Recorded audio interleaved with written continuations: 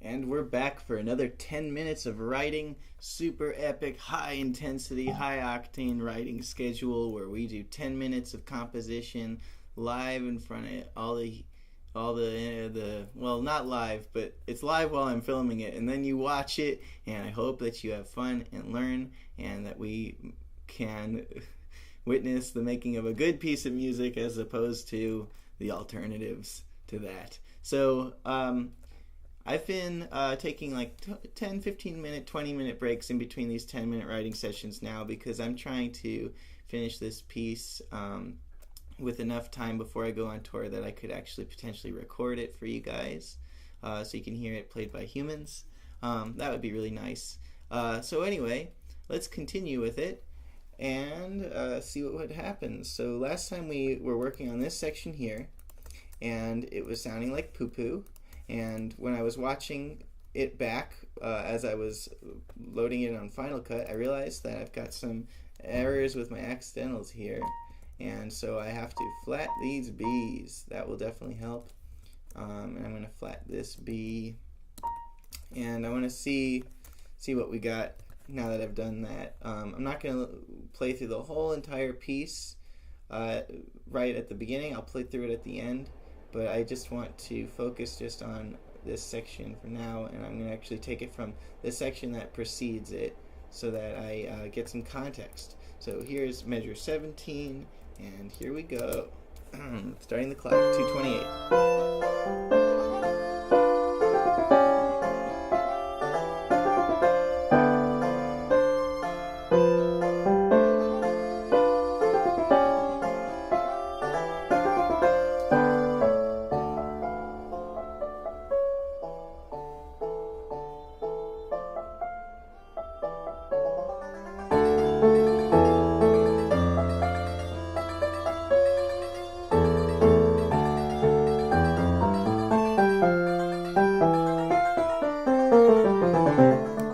Okay, I just had a thought while I was listening to that, is we have this nice theme here. Well, it's really more of a variation on another theme at 17, and it sort of, it would be interesting to see if we did this like a palindrome.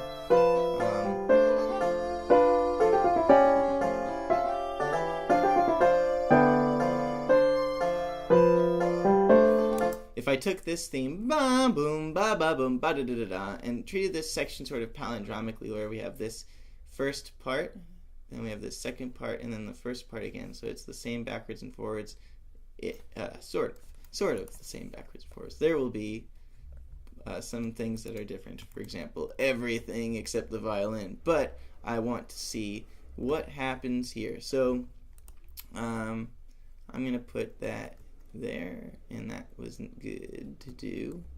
So let's see if I want to cut out these measures. I'm not really crazy about this stuff, so let's just be rid of it. And I'm going to see what happens if I just take 2 bars of this to start. Put it here.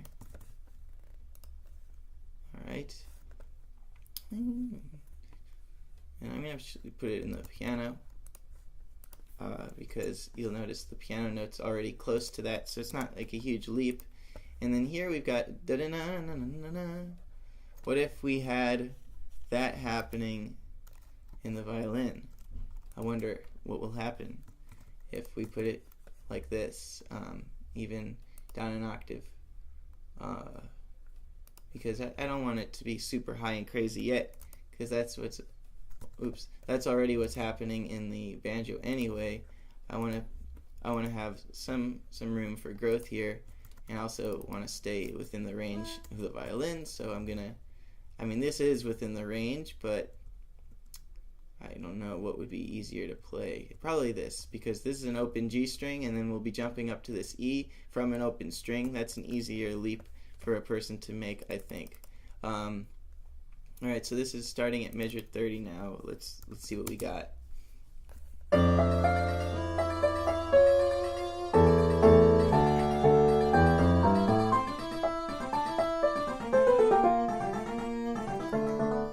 It's kind of cool. Da ba Na, na, na, na. All right, so bum, ba, na. Okay, I gotta get the scrolling down on this. I don't know what's up with that. All right, okay, and this is really sounding pretty sweet actually. What if we have every time one of these notes hits? What if we have that note occur here in our banjo part? That might be great. So this is an E. We'll put this down. All right, it's gonna be hard to play, but you know what? I'm gonna be the one who ends up playing it. Most likely this is going to be turned into a guitar part, so I'm willing to spend the time learning it. And yeah, that's going to be a D. Take away the tie. Interesting. This is going to be a challenging little thing for your pal Ben to learn, but I'm a patient boy. Alright, so then we've got to do the same adjustments here, so I'm just going to copy this in and oops. Yep. Nope, that was what I wanted to do. And transpose it down one octave or not. What it? Yep, transpose it down an octave. And then I'm going to move this stuff up so that it's not incredibly hard or impossible, literally impossible to play. And let's see what we got. Now it's coloring this nicely. Okay, and this could be a B flat, big B flat, pajamas chord. Bam! Pajamas is not an official term. It's just something I say for like, bam, pajamas. It's just like a really impactful word. Pajamas. I don't know. I do know. It's impactful. You know what I mean. Alright, so what went wrong? Oh yeah, the B flats. Got to flat those B flats. Now that's sounding great. Let's give this another spin.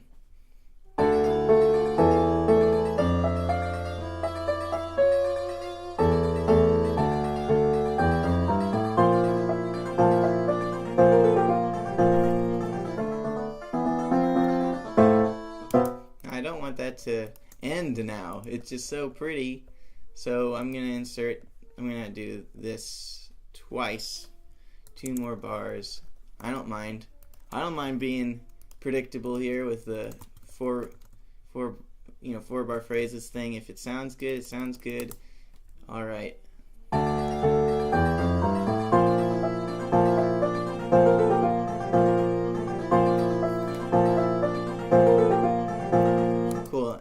We got to change it a little bit though.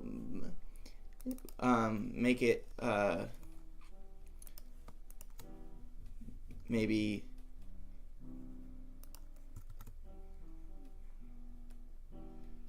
have it be like this, and 8th notes.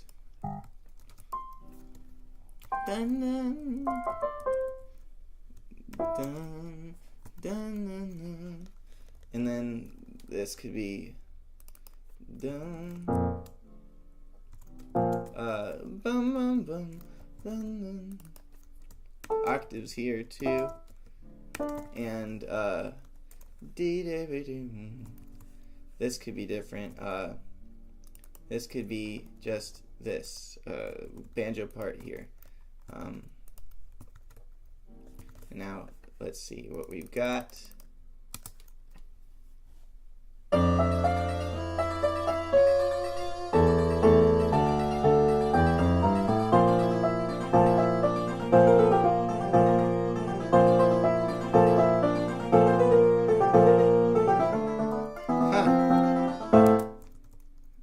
Nice. And so this needs to happen now on both hands, definitely. Why did I think that? Because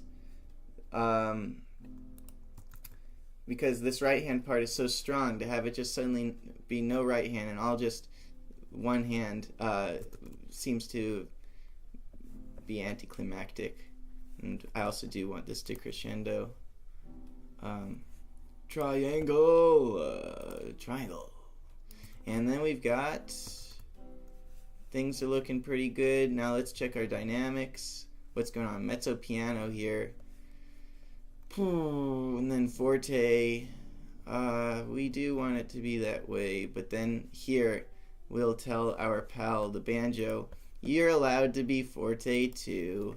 In fact, everyone gets to be forte. Forte, forte, that's already forte. So everyone's forte. But let's put some accents on the notes that are doubled here by the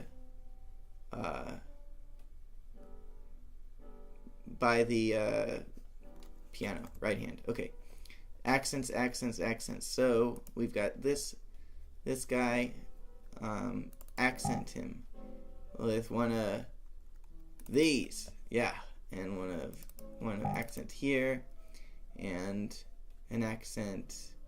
Well, can't really accent a tied note, but we could accent this. That'd be nice. That'd be totally nice. And then we accent this guy, and we accent this guy, and we accent this, and we accent that, and that way everything that's lining up with the piano is accented, and that's all good. And then we'll do those accents again here. Accent that, accent that, accent that, accent that. What am I going to say next? Accent, nope, tricked you. We're going to accent this, and then accent this, and then accent this D. All the things that line up with the piano, we want to be accented to really bring out the beauty of that parallelness. So let's give this another listen.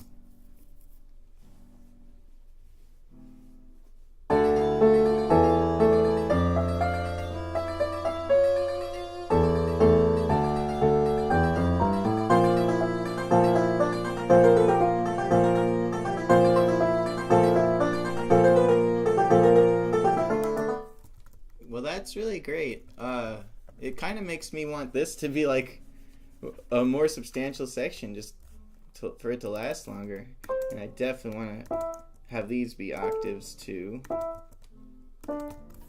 Well, I'm out of time, but I'm very pleased with the progress in this one, and I'm really excited to get back to this. So I'm going to take like maybe 20 minutes off, little time off, and come back for another 10-minute session once my ears are all fresh. Maybe I'll eat an apple or check my refrigerator, which is inevitably empty, and sort of look around in it and think, what kind of recipes can I make with condiments? That'll be good.